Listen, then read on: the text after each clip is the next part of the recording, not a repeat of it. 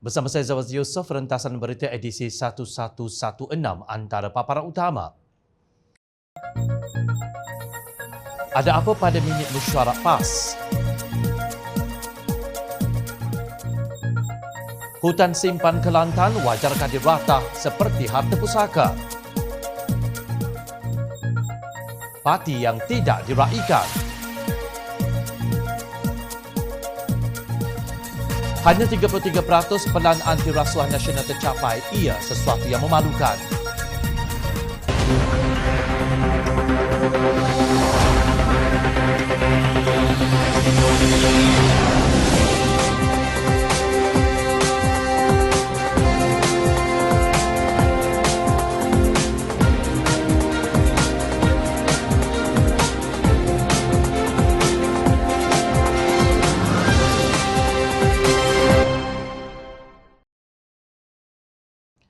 Assalamualaikum dan salam sejahtera. Naib Presiden PAS Datuk Seri Dr. Ahmad Samsuri Mokhtar menafikan wujudnya pakatan pemimpin tertinggi PAS bersama parti lain untuk menjatuhkan Barisan Nasional sebagaimana tercatat dalam beberapa dokumen yang tular di media sosial sejak Ahad lalu. Dokumen sampah macam itu pun ada orang percaya ke? Saya buat gelak sahaja benda itu dan tidak benar. Itu entah datang dari mana benda-benda sampah bagi saya, kata Menteri Besar Terengganu itu lapor Berita Harian. Walau bagaimanapun beliau tidak ada mengambil tindakan undang-undang terhadap penyebar dokumen berkenaan. Kita pun tidak tahu siapa yang sebarkan dan sebagainya. Proses undang-undang ini satu proses yang pada saya rumit juga sebenarnya.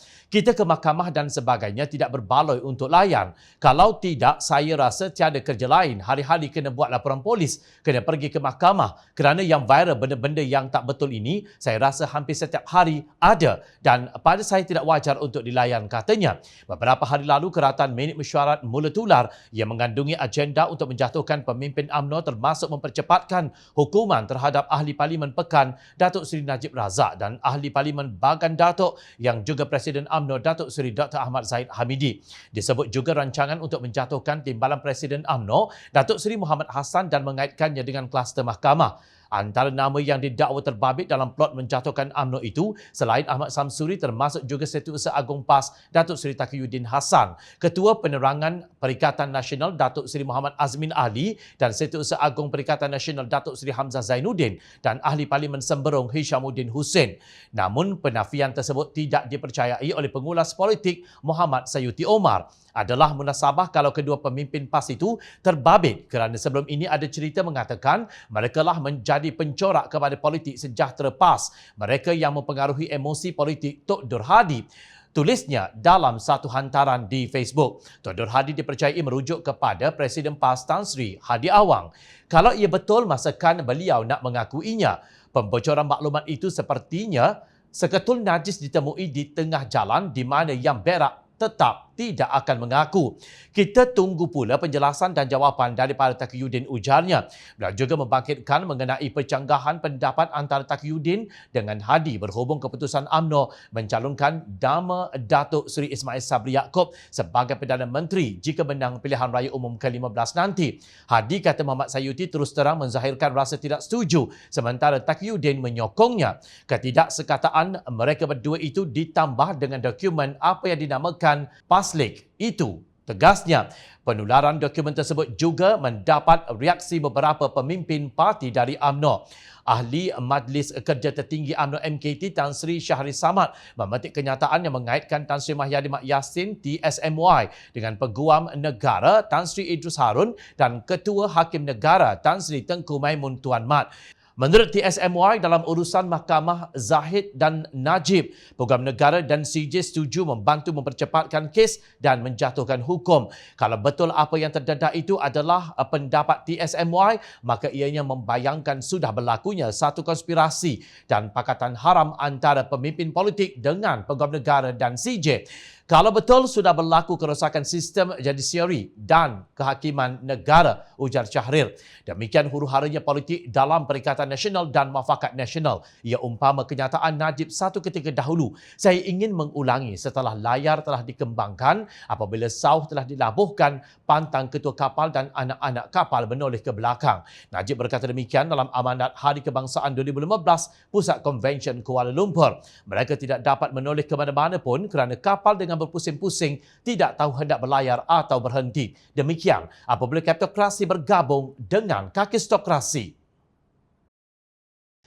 Aktivis Save Kelantan, Hishamuddin yang lebih dikenali sebagai Syamghas, menyelar sikap pemimpin Kerajaan Kelantan yang cuba menyembunyikan hakikat bahawa negeri tersebut sudah banyak kehilangan hutan simpannya. Dalam satu hantaran di Facebook, beliau menulis mereka berbangga dengan tanah rizab Melayu, tanah lot banyak di Kelantan. Tetapi tanah rizab, tanah hutan beratus kali ganda tergadai 3 kali luas Singapura kepada tauqi mereka diamkan supaya rakyat tidak tahu. Untuk membuktikan dakwaannya, Syamghas berkongsi imej satelit yang dapat membandingkan hutan simpan kekal HSK Sungai Durian, Kuala Krai tahun 1997 dan tahun 2020.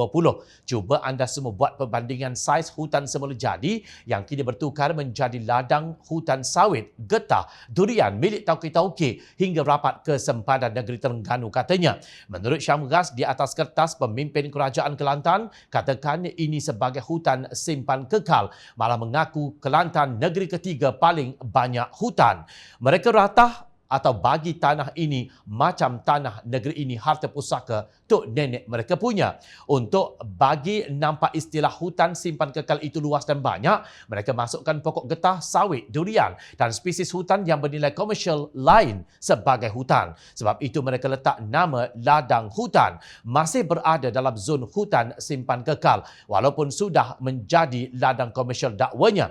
Syamghas mendedahkan mekanisme yang digunakan untuk menjarah hasil hutan simpan Kelantan menerusi pembalakan sebelum menukarnya sebagai kawasan ladang hutan.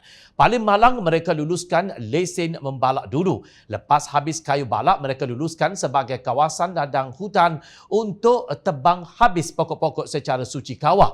Lepas licin ambil balak dan kayu, mereka jual pula tanah itu untuk buat ladang hutan dengan harga RM2,000 hingga RM4,000 seekar.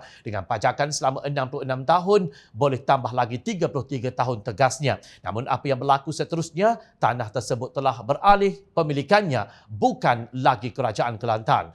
Apabila pemilikan tanah bukan lagi di bawah kuasa negeri tetapi milik syarikat dan individu, anda ingat mudah untuk ambil kembali. Apa akan jadi seterusnya? Soal beliau. Beliau mendakwa tanah di bumi Kelantan habis sehingga ke sempadan Terengganu. Natijahnya, rakyat Kelantan menerima air keruh yang tercemar akibat pembalakan. Tanah dan bumi Kelantan akan terus dijarah habis oleh kapitalis dan orang politik. Di hutan simpan Kelantan, Sungai Durian, belah Kelantan sudah nak habis rapat ke Terengganu. Sebab itulah air Sungai Pil, Sungai Pertang dan sungai-sungai sekitar Jari Keruh Pekat hingga ke Kelantan. Sebab aktiviti penerokaan tanah berterusan hingga sekarang, kata Syamghas. Keadaan ini beliau membangkitkan bahawa keinginan rakyat untuk memiliki sekeping tanah amat sukar di negeri berkenaan berbanding dengan syarikat besar. Rakyat nak sekeping tanah untuk buat tapak rumah kecil pun susah. Mereka pula bermewah-mewah miliki tanah Kelantan berpuluh ribu ekar sesyarikat tempelaknya. Syamghas menyeru agar rakyat Kelantan melakukan sesuatu untuk menyelamatkan negeri mereka. Untuk rekod, usaha Save Kelantan dipelopori oleh Ketua Amanah Kota Baru, Datuk Husam Musa. Sebelum ini Husam berkata bumi Kelantan sangat kaya. Ia berikutan penemuan biji besi dalam hutan simpan kekal Ulu Galas, Gua Musang. Kerajaan Kelantan sudah berura-ura untuk melaksanakan perlombongan besar-besaran biji besi di negeri berkenaan. Sekarang anda sudah tahu kenapa masalah air pili di Kelantan yang keruh tidak juga selesai. Baru-baru ini rakyat dikejutkan dengan berita kira-kira 500. Ada berita yang menyebutnya sebagai 700. Pendatang asing tanpa izin parti telah merusuh di depo sementara Immigration Relau, Bandar Baharu Kedah dan kemudian melarikan diri. Kebanyakan tahanan adalah kaum Rohingya dari Myanmar dengan sebilangan kecil warga Indonesia dan juga Bangladesh. Beberapa video tular menunjukkan kekecohan yang berlaku dan penguatkuasa yang tidak dapat berbuat apa-apa kerana bilangan yang melarikan melarikan diri terlalu ramai. Menurut laporan media, parti tersebut ditahan di depo berkenaan di bawah seliaan Jabatan Imigresen Malaysia Pulau Pinang sebelum urusan penghantaran pulang dilakukan.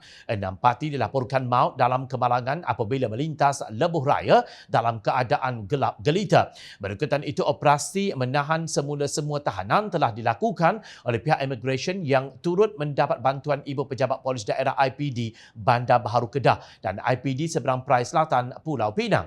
Mereka dikatakan berbahaya kerana tidak mempunyai apa-apa dan mungkin dalam keadaan kelaparan. Hingga kini lebih separuh tahanan yang lari dapat ditahan semula dan operasi mengesan parti yang masih bebas masih dilakukan oleh pihak berkuasa. Mengulas mengenai isu parti di Malaysia, bekas Ketua Setiausaha Negara Tan Sri Abdul Halim Ali berkata negara memerlukan satu pelan hala tuju atau roadmap bagi menyelesaikan isu-isu serius berkenaan kehadiran mereka. Menurut beliau, pelan tersebut perlu menyasarkan untuk mengurangkan jumlah pekerja asing di Malaysia, khususnya mereka yang masuk secara haram. Katanya isu tersebut sekiranya tidak ditangani dikhawatiri berpotensi menjejaskan negara dalam jangka masa panjang, lapor Sinar Harian. Sekarang tidak tahu jumlahnya, ada yang kata 3 juta, ada yang kata 5 juta. Yang mana satu betul? Bila mereka ini masuk tanpa izin, tempat duduk dia dalam keadaan cukup daif. Keadaan ini boleh menyebabkan pembiakan penyakit. Kita tengok COVID-19 dulu macam mana keadaan tempat duduk pekerja asing ini.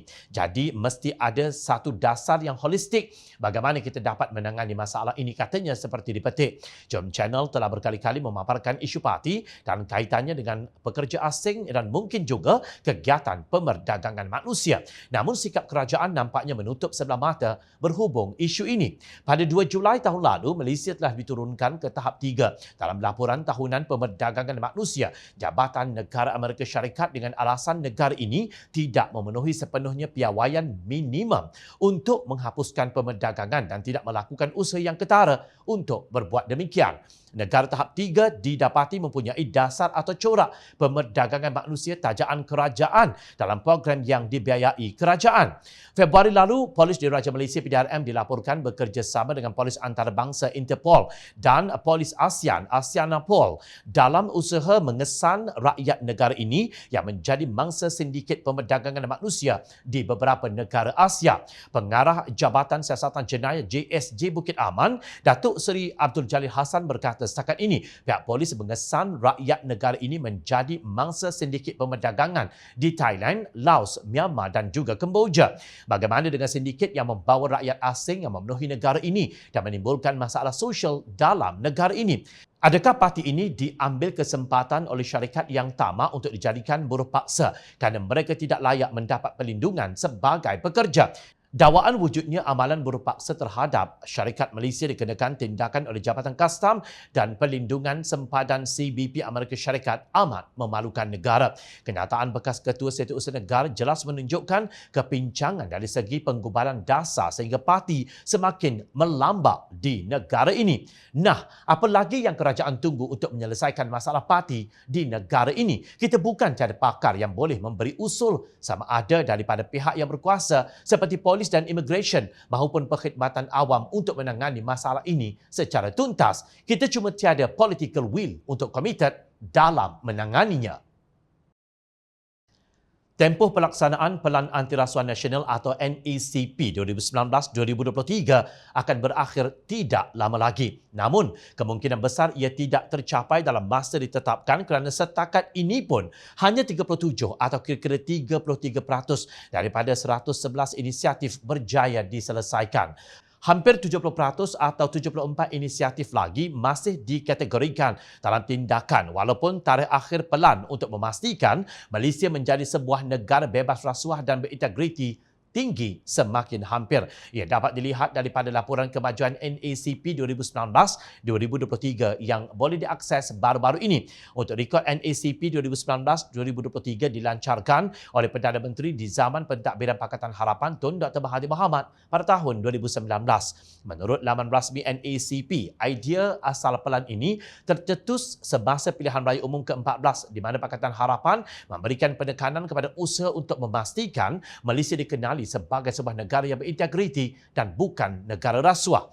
Usai pilihan raya umum ke-14 Jawatan Kuasa Khas Kabinet mengenai anti rasuah JKKMAR yang dipengerusikan oleh Tun Dr. Mahathir Mohamad, Perdana Menteri Malaysia yang ke-7 pada 8 Jun 2018 telah memutuskan bahawa satu pelan anti rasuah yang menyeluruh perlu dirangka dengan segera untuk menangani isu berkaitan rasuah di negara ini. Maka terhasillah Pelan Anti Rasuah Nasional NACP sebagai dokumen utama kerajaan Malaysia yang menggariskan tindakan menyeluruh dan bersepadu dalam memerangi rasuah. Pelan ini akan menjadi pelan pertama seumpamanya yang merangkumkan isu takbir urus, integriti dan anti rasuah dalam suatu kerangka bersepadu. Visi NACP adalah untuk mewujudkan negara bebas rasuah melalui penetapan 3 matlamat khusus iaitu kebertanggungjawaban dan kredibiliti kehakiman, pendakwaan dan agensi penguatkuasaan undang-undang, penyampaian perkhidmatan awam yang cekap dan responsif dan integriti dalam perniagaan.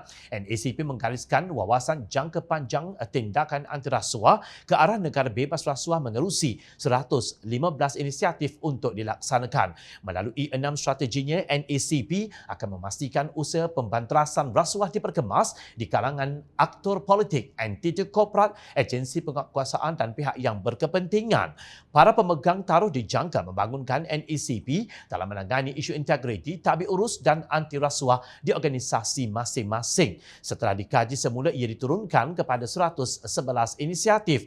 Pada tahun pertama, NACP berjaya menyelesaikan 29 inisiatif. Namun, pencapaiannya terenjat pada tahun berikutnya iaitu sepanjang tahun 2020 dan 2021. Amat jelas, kerencatan itu berpunca daripada berlakunya pertukaran kepimpinan kerajaan sebanyak 2 kali sejak peristiwa langkah Sheraton pada tahun 2020.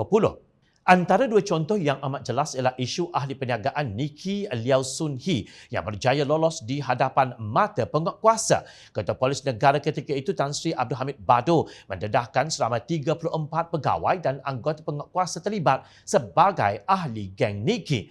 Hasil yang diperolehi daripada soal siasat awal, pihak polis telah mengenal pasti penglibatan pegawai dan anggota agensi penguatkuasa dan beberapa VVIP kenamaan yang bersekongkol bersama geng Nicky, tegasnya. Sehingga hari ini, identiti VVIP kenamaan itu masih tersembunyi. Kita hanya ada setahun sahaja lagi. Kesan kelembapan kita memerangi rasuah sudah diketahui menerusi persepsi Badan Antarabangsa Transparency International.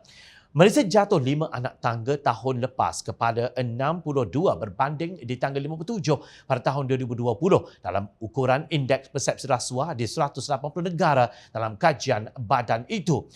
Menurut ukuran skor pula, Malaysia juga turun kepada 48 berbanding 51 pada tahun 2020 ketika pentadbiran Kerajaan Pakatan Harapan kedudukan global Malaysia dalam Indeks Persepsi Rasuah Tahunan Transparency International 2019 CPI 2019.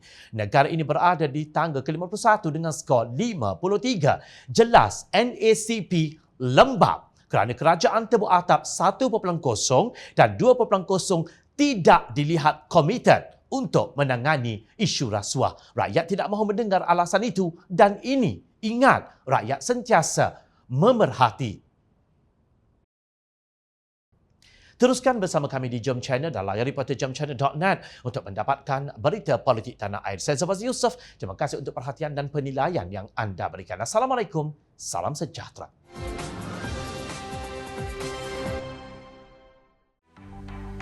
Mencari maklumat dan berita politik yang bebas, kupasan yang tepat, panas. Dapatkannya secara eksklusif hanya di Jom Channel. Komitmen kami, rentasan berita Isnin hingga Jumaat. Berbicara dan isu semasa, kami garapkan secara langsung. Panel-panel berkaliber dan profesional. Interaktif, pandangan anda kami raikan. Jangan lupa bersama kami di setiap hujung minggu dalam edisi khas mingguan. Jom Channel, moving forward, sharing a new experience.